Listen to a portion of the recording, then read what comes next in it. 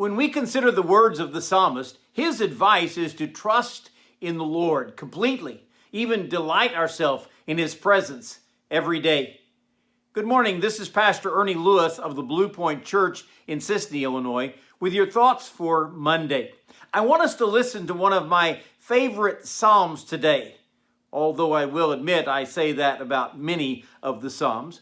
But I want us to hear what David the shepherd learned and has to share with the rest of us. He says in Psalm 37, verses 1 and 2, "Do not fret because of evildoers, nor be envious of the workers of iniquity, for they shall soon be cut down like the grass and wither as the green herb." You know, someone once said, of all the things that we worry and fret about, probably 79% of them never really happen anyway. We've worried for nothing. Of course, they also tell us that 85% of all statistics are actually made up on the spot. So I don't really know what the fraction is there.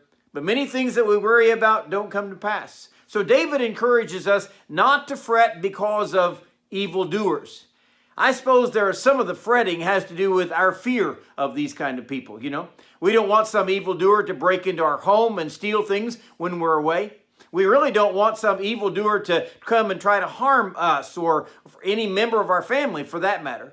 Now, of course, the statistics of that actually happen to one of us is very slim to none.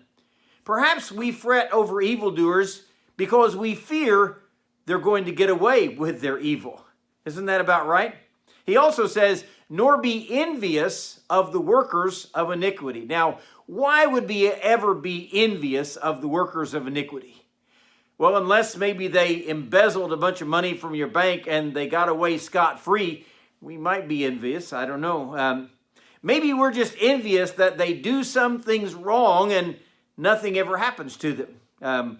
While certainly we would be arrested if we were jaywalking.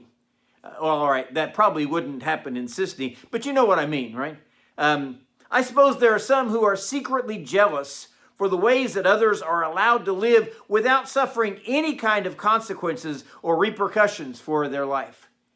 I personally think that we should not envy them, but rather pity them in their evil. He reminds us that they shall soon be cut down like the grass. You know, I know what it's like whenever the grass in my yard rears its ugly head, or it gets a little out of line and gets higher than I'd like for it to be. I jump on that zero turn and get out there to be sure I trim it back to where it's supposed to be. We don't think of the evildoer ever being judged or punished for their wrongdoing. We think they get away with way too much. But the psalmist promises us of the faithfulness of a just God who will judge them for their deeds. He also describes their judgment as withering as the green herb. You know what it's like whenever October comes around, that first heavy frost that kills off all the weeds and all the flowers, and they shrink up pretty quickly. Well, the Bible says that's what the judgment of these evildoers will be like. It is a reminder that God will judge the evildoer.